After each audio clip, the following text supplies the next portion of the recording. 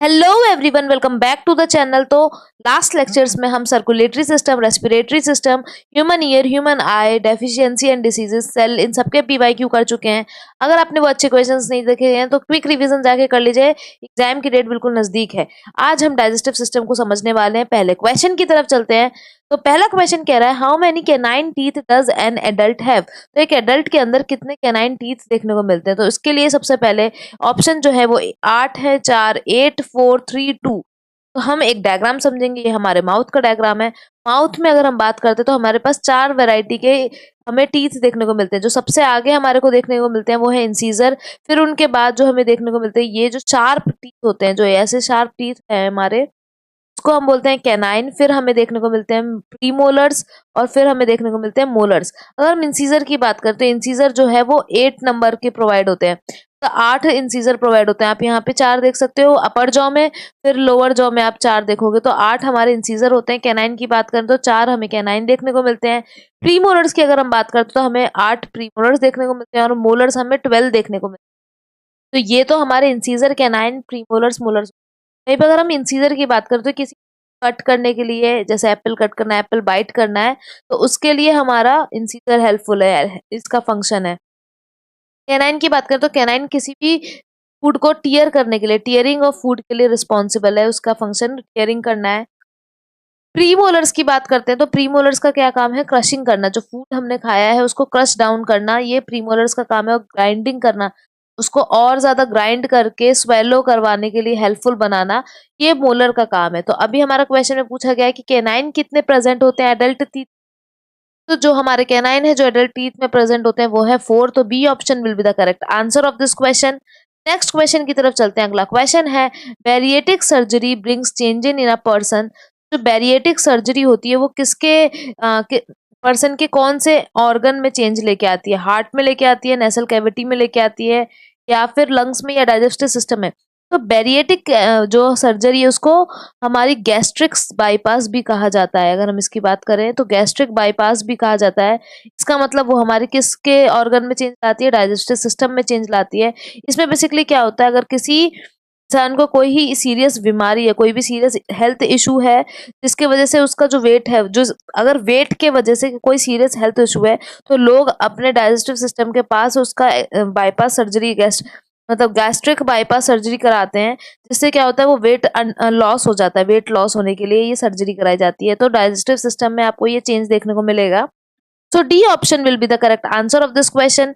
Next question की तरफ चलते हैं। नेक्स्ट क्वेश्चन है, which of the following is a vestigial organ. Vestigial organ इनमें से कौन सा है। अगर हम बात करते हैं, ऑप्शन दिया है heart, kidney, lungs, appendix. Vestigial organs वो होते हैं जो कि स्मॉलर होते हैं और दिन प्रतिदिन वो और स्मॉल होते जा रहे हैं आगे की जनरेशन और आगे की स्पीसीज। क्यों? क्योंकि उनका कोई अपना फंक्शन नहीं है। अगर उनका कोई फंक्शन नहीं है, कोई काम ही नहीं है, तो वो धीरे धीरे अपना अस्तित्व खो देंगे। तो ये ऐसे तरीके के ऑर्गन वेस्टिगियल ऑर्गन कहते हैं। और यहाँ पर हार्ट का अपना काम है, किडनी इतना इंपॉर्टेंट काम करती है, कल हमने एक्सक्रीटरी सिस्टम को भी समझा था। लंग्स का अपना काम है, रेस्पिरेटरी सिस्टम में हमने पूरा लंग्स को समझा।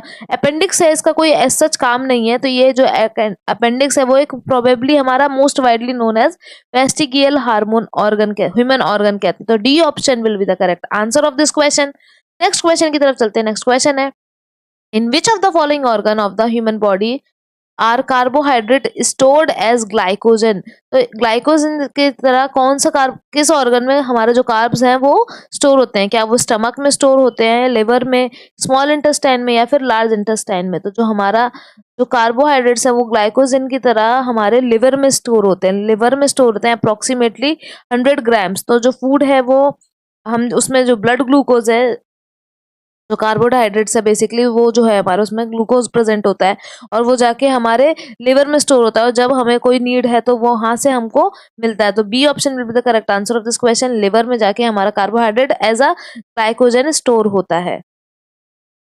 अब एक बेसिक आइडिया ले लेते हैं हमारा डाइजेस्टिव सिस्टम का। पूरा डाइजेस्टिव सिस्टम का ये फिगर है हमारा। तो सबसे पहला क्वेश्चन तो एक ये पूछा जाता है कि जो डाइजेस्टिव सिस्टम है वो कहाँ से स्टार्ट होता है, पहला स्टेज कहाँ होता है।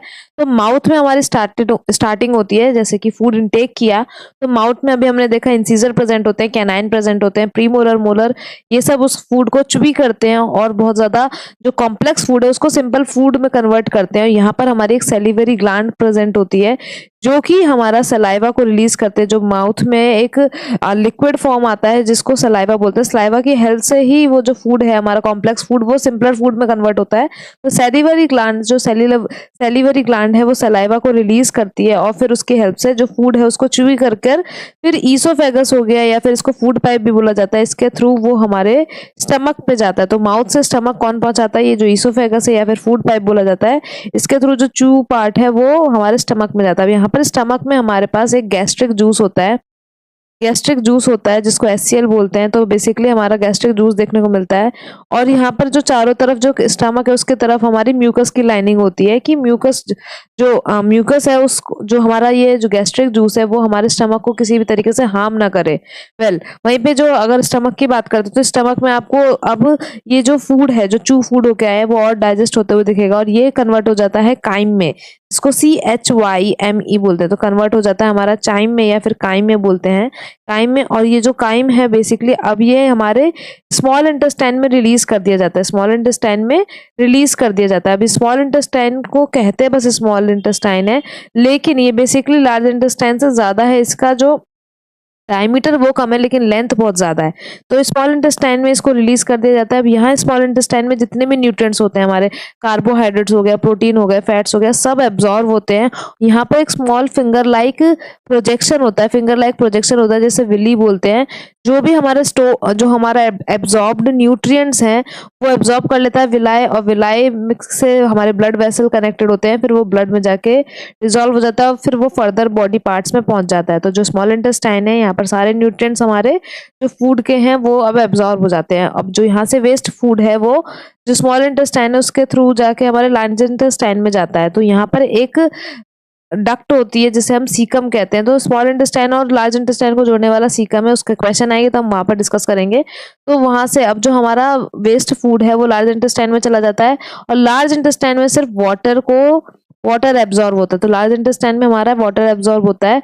इसके बाद जो हार्ड स्टूल है या फिर हमारा जो हार्ड वेस्ट मटेरियल है, जो सॉलिड वेस्ट मटेरियल है, वो धीरे धीरे शिफ्ट होके लार्ज इंटेस्टाइन से रेक्टम के थ्रू होके एनस से बाहर निकल आता है। तो ये एक बेसिक आइडिया है हमारे डाइजेस्टिव सिस्टम का। अब हम कुछ क्वेश्चंस करते हैं, वहां पर इसकी जरूरत पड़ेगी। तो पहला क्वेश्चन अब इसके बाद देखते हैं कि which of the below mentioned human organs can regrow after damage in adults। तो एडल्ट्स में जब कोई भी सर्जरी हो गई या फिर कुछ भी दिक्कत देखने को मिल रही है या फिर कोई इलनेस है उसके बाद भी जो ऑर्गन है वो फिर से रीग्रो कर जाता है। तो 25% अप्रोक्सीमेटली इसमें रीग्रोथ देखने को मिलती है और वो है हमारा आंसर है इसका लिवर। लिवर है ऐसा ऑर्गन है जो बॉडी में डैमेज होने के बाद भी एडल्ट्स में फिर से रीग्रो कर जाता है। अब नेक्स्ट क्वेश्चन ये है कि tooth enamel is made up of. तो टूथ इनेमल है वो किससे मेड अप है, वो किससे बना हुआ है? तो टूथ इनेमल की अगर हम बात करें तो किससे बना है? Calcium sulphate, calcium silicate, calcium carbonate या फिर कैल्शियम फॉस्फेट। तो कैल्शियम फॉस्फेट से हमारा टूथ इनेमल बना है। एक डायग्राम से थ्रू समझते हैं कि टूथ इनेमल और ये सब क्या है हमारा। तो यहाँ पर आप देखोगे जो हमारे टीथ है उसके ऊपर जो ये मटेरियल है, जो हार्डेस्ट मटेरियल है, इसी को हम इनेमल बोलते हैं, टूथ इनेमल। ये हमारा कैल्शियम और फॉस्फेट से बना हुआ है। फिर हम अगर देखें यहाँ पर तो हमारा डेंटिन प्रेजेंट होता है, फिर पल्प प्रेजेंट होते हैं और पल्प के बाद हमारा nerves and blood vessel present होता है। और इन सबके फंक्शन को अब एक बार एक एक करके समझ लेते हैं। इनेमल की बात करें, अगर इनेमल की बात करें तो एक तो ये विजिबल पार्ट है, ये हमारा आउटर मोस्ट लेयर है, विजिबल लेयर है जो कि हमारे टूथ को प्रोटेक्ट करती है। अगर हम इसकी बात करें तो ये हार्डेस्ट टिश्यू है हमारे बॉडी में। इनेमल क्या है? हार्डेस्ट टिश्यू है हमारी बॉडी में और ये आउटर मोस्ट विजिबल पार्ट है जो कि हमारे टूथ को प्रोटेक्ट करती है। वहीं पे अगर हम बात करते हैं डेंटिन, तो डेंटिन जो हमारा पल्प है और जो हमारा इनेमल है, जो ये डेंटिन है हमारा पल्प है और इनेमल है, उसके बीच की लेयर को ही हम डेंटिन कहते हैं। अगर हम इसकी बात करें तो ये जो हमारा इनर पल्प है उसको प्रोटेक्शन प्रोवाइड करता है। जो पल्प है बेसिकली बहुत इंपॉर्टेंट है, यही हमारे टीथ को अलाइव रखता है क्योंकि यहाँ तक हमारे ब्लड वेसल्स, नर्व्स जो है वो आते हैं। अगर पल्प में लग रही है मतलब ब्लड वेसल्स और नर्व्स में भी हमें इलनेस देखने को मिलेगी। तो ये हमारा इनर मोस्ट लेयर है हमारे टूथ का और ये कंटेन करता है नर्व्स एंड ब्लड वेसल्स को। वहीं पर अगर हम सीमेंटम की बात करते हैं, अगर सीमेंटम की बात करते हैं तो एक हार्ड लेयर है जो हमारे जो रूट्स हैं, हमारे जो गम्स हैं, जो रूट्स हैं हमारे टीथ के, उसको प्रोटेक्शन प्रोवाइड करता है। तो ये 4 पार्ट हैं जो बहुत इंपॉर्टेंट है, इनके बारे में पूछा भी जाता है। तो अब क्वेश्चन की बात करते हैं। हम क्वेश्चन की बात करी गई थी कि जो इनेमल है वो किससे बना होता है, तो वो हमारा कैल्शियम फॉस्फेट से बना होता है। इनेमल क्या है, हमारा हार्डेस्ट पार्ट है हमारे पूरे टीथ का और विजिबल पार्ट है।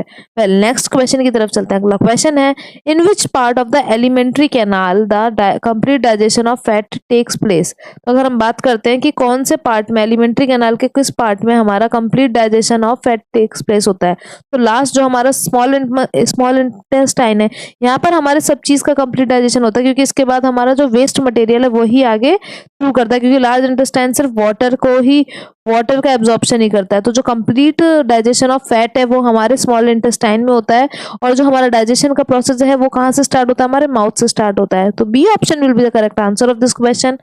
नेक्स्ट क्वेश्चन की तरफ चलते हैं।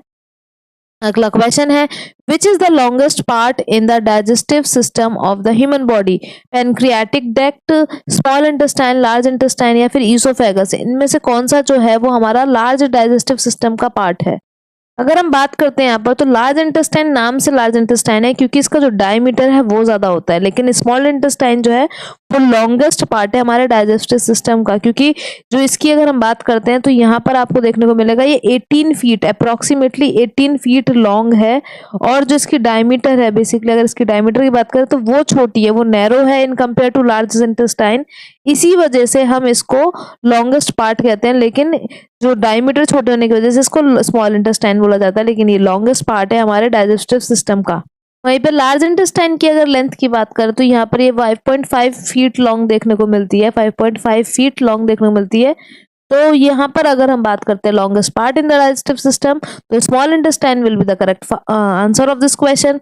नेक्स्ट क्वेश्चन की तरफ चलते हैं। नेक्स्ट क्वेश्चन है, digestion of food begins in which part of the alimentary canal in human body. तो ह्यूमन बींग्स में सबसे पहले जो एलिमेंट्री कैनाल है, पूरा जो डाइजेशन है फूड का, वो कहाँ बिगिन होता है, तो माउथ के अंदर बिगिन होता है। जो हमने चारों पार्ट देखे, कैनाइन, इंसीजर, मोलर, प्रीमोलर, वो अपना अपना फंक्शन करते हैं, और माउथ के अंदर हमारा जो डाइजेशन वो बिगिन होता है। सेलिवरी ग्लैंड जो है वो बेसिकली सलाइवा रिलीज करते हैं, और जो हमारे कार्बोहाइड्रेट्स है वहां पे से ब्रेक डाउन होना स्टार्ट कर देते हैं। कार्बोहाइड्रेट्स किस में कन्वर्ट होते हैं, स्टार्च और शुगर में अंदर कन्वर्ट होते हैं। तो माउथ से ही हमारा डाइजेस्टिव सिस्टम का जो फर्स्ट फंक्शन है वो स्टार्ट हो जाता है। तो D option will be the correct answer of this question. Next question की तरफ चलते हैं। नेक्स्ट क्वेश्चन पूछ रहा है, which substance cover the root of the tooth. तो हमने देखा था कि आउटर मोस्ट कवरिंग इनेमल की थी, लेकिन जो रूट था, रूट ऑफ द टूथ था, उसको कौन कवर कर रहा था, सीमेंटम कवर कर रहा था। तो cementum will be the correct answer of this question. वहीं पे पल्प की बात करें तो पल्प हमारा ब्लड वेसल्स और नर्व्स को कंटेन करता है, और अगर डेंटिन की बात करें तो वो बीच का पार्ट है, पल्प और इनेमल के बीच का पार्ट है, और वो पल्प को, जो पल्प और इनेमल है उसका बीच का पार्ट है, और पल्प को वो प्रोटेक्शन प्रोवाइड करता है, वो है डेंटिन। लेकिन इस क्वेश्चन का आंसर हो जाएगा जो हमारा रूट ऑफ द टूथ है उस सब्सटेंस को कवर करने वाला है हमारा cementum will be the correct answer of this question. Next question की तरफ चलते हैं। तो the pouch connected to the junction at the small intestine, जहां पर हमारे सारे न्यूट्रिएंट्स एब्जॉर्ब हो रहे थे, और वहां से हमारा जो फूड है, जो वेस्ट फूड है वो आगे ट्रांसफर हो रहा था और लार्ज इंटेस्टाइन में जा रहा था। तो वहां पर जो पाउच कनेक्टेड होते हैं उसको क्या कहते हैं, कॉन्क्रेडाइल कहते हैं, सीकम कहते हैं, कॉक्साइज कहते हैं, या फिर एक्जिला कहते हैं। तो caecum will be the correct answer.